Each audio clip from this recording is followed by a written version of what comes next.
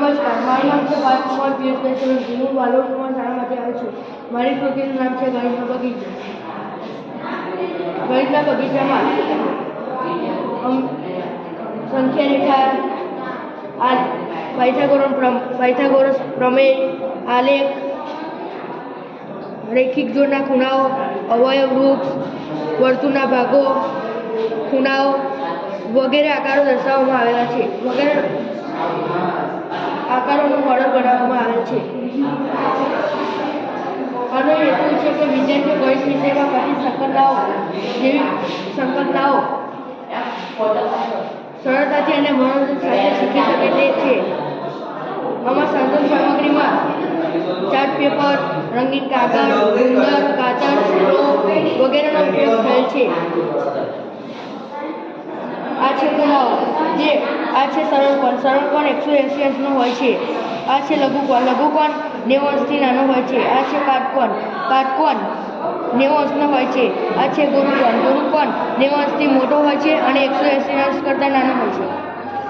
આ છે સંખ્યા રેખા. સંખ્યા રેખા પર જમણી બાજુ જતા ધન પૂર્ણાંક સંખ્યાઓ મળે છે અને ડાબી બાજુ જતા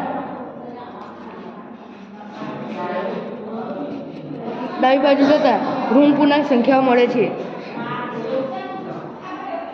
સંખ્યા રેખાની મદદથી પૂર્ણાંક સંખ્યાઓની સરવાળા બાદબાકી કરી શકાય છે. આ છે આલેખ. આલેખ પર x અક્ષ ઉપર આડી રેખા અને y અક્ષ ઉપર ઊભી રેખા દર્શાવવામાં આવે છે. આલેખમાં પ્રથમ ચરણ, દ્વિતીય ચરણ, પ્રથમ ચરણ, દ્વિતીય ચરણ, તૃતીય ચરણ અને ચોથું ચરણ દર્શાવવામાં આવે છે. આ છે અવયવ વૃક્ષ. અવયવ વૃક્ષ છે જેમ કે 12 પછી આ 12ના અવયવ છે જેમાં 4 તાલી 12 ના 4 છે, તેના 2 દૂ 4 અને 10ના અવયવ 5 દૂ 10. આ છે રૈખિક જોડના ખૂણાઓ A અને B, B અને D, D અને C, C અને A, જેનો સરવાળો 180 અંશ થાય છે. આ છે વર્તુળના ભાગો.